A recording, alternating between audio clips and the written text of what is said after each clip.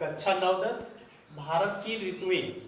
कल हम आप लोग को मानसून की उत्पत्ति के बारे में बताए थे कि मानसून की उत्पत्ति कैसे होती है। मानसून की उत्पत्ति कैसे होती है, जिसमें हम आपको ये भी बताए थे कि मानसून का अर्थ क्या है, उसकी परिभाषा। आज हम देखेंगे भारत की ऋतुएं। भारत की ऋतुएं में अनेक प्रकार की विषमता पाई जाती है, लेकिन इसके पहले हम यह जानकारी करेंगे कि ऋतु किसे कहते हैं। ऋतु किसे कहते हैं? तो किसी भी स्थान की वायुमंडलीय दशाएं जब 2 या 2 से अधिक माह तक विद्यमान रहती हैं, 2 या 2 से अधिक माह तक विद्यमान रहती हैं, तो उसे हम ऋतु कहते हैं। जैसे तापमान, वर्षा, कोहरा इत्यादि। ये क्या है? ये आपकी वायुमंडलीय दशाओं का योग है। या तो गर्मी पड़ेगी, या तो ठंडी पड़ेगी, या तो वर्षा होगी। यही क्या है? इसकी वायुमंडलीय दशाएं हैं। इस प्रकार हम देखेंगे, इन्हीं दशाओं के आधार पर भारत की ऋतु में अनेक विषमताएं पाई जाती हैं। उसमें हम देखेंगे, इसी विषमता के आधार पर इस जलवायु को हम प्रमुख रूप से 4 भागों में बांटते हैं। किसको? जलवायु प्रदेश में जो ऋतुएं पाई जाती हैं, हमारे भारत में कितनी ऋतुएं पाई जाती हैं, उसको हम जलवायु के विषमता के आधार पर 4 भागों में बांटते हैं। नंबर 1 क्या है आपकी? ग्रीष्म ऋतु। नंबर 2 शीत ऋतु, वर्षा ऋतु, शरद ऋतु।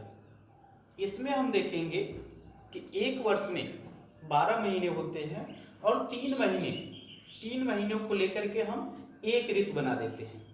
जैसे नंबर 1 है आपकी शीत ऋतु। इसे हम ओस, शीत का मतलब होता है ओस। अब देखिए, यह ऋतु कब से कब तक रहती है?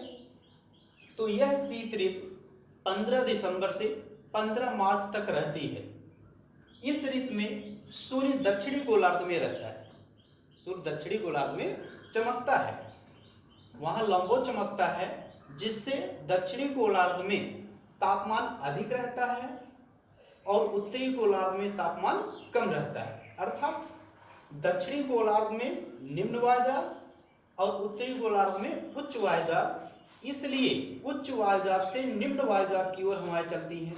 अर्थात उत्तरी गोलार्ध से दक्षिणी गोलार्ध की ओर हवाएं चलती हैं। इस समय हवाएं स्थल से जल की ओर चलती हैं, क्योंकि स्थलीय भाग का वायुदाब जो होता है ज्यादा होता है और जलीय भाग का वायुदाब कम होता है। इसलिए मैदानी भाग उच्च वायुदाब के कारण व्यापारिक हवाएं चलती हैं। अब हम ये जानेंगे कि व्यापारिक हवा किसे कहते हैं।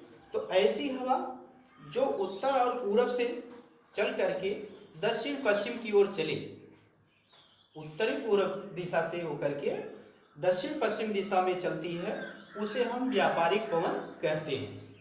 क्यों? क्योंकि इस पवन से अन्य देशों के लिए ज्यादा से ज्यादा व्यापार जल मार्ग के द्वारा होता है। इसलिए इसी हवा को हम व्यापारिक हवाएं कहते हैं।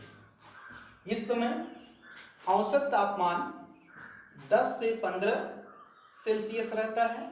कहाँ? उत्तरी भारत में। जबकि दक्षिणी भारत का तापमान 20 से 25 सेल्सियस रहता है। इस समय कोहरा अधिक पड़ता है, ओस पड़ती है। क्यों?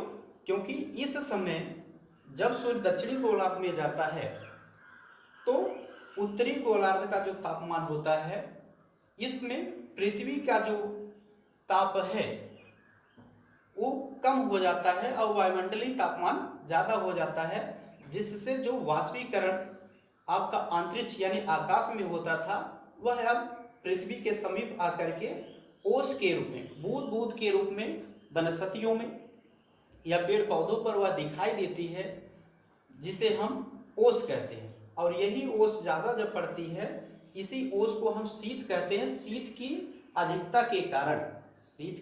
अधिकता के कारण हम इसे शीत ऋतु के नाम से जानते हैं। ये कोहरा, पाला, ये इत्यादि पड़ता है। दूसरी हेडिंग है ग्रीष्म ऋतु। ग्रीष्म का अर्थ होता है उष्ण, उष्ण का अर्थ होता है गर्म। अर्थात यह ऋतु कब से कब तक रहती है? कौन सी ऋतु? ग्रीष्म ऋतु। यह ग्रीष्म ऋतु 15 मार्च से 15 मई तक रहती है या चलती है। इस समय सूर्य भूमध्य रेखा के पास सीधा लंबवत चमकता है। इस समय यहाँ का तापमान लगभग औसतन 40 सेल्सियस से 48 सेल्सियस तक पहुँच जाता है, जहाँ भयंकर गर्मी पड़ती है क्योंकि वाष्पीकरण अधिक होता है। इस ऋतु में सूर्य दक्षिणी गोलार्ध में हवाएं स्थलीय एवं जलीय चलती हैं।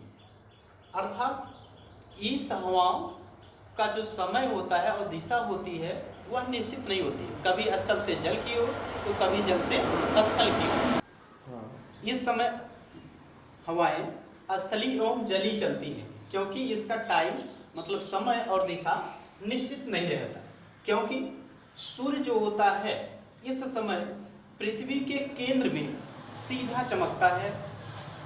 इस समय सूर्य पृथ्वी के केंद्र में सीधा चमकता है, जिससे पृथ्वी के आंतरिक भागों का तापमान ज़्यादा पाया जाता है। पृथ्वी के आंतरिक भागों का तापमान ज़्यादा पाया जाता है, इसीलिए हवाएं स्थल से जल की ओर चलती हैं जो अत्यधिक गर्म होती है।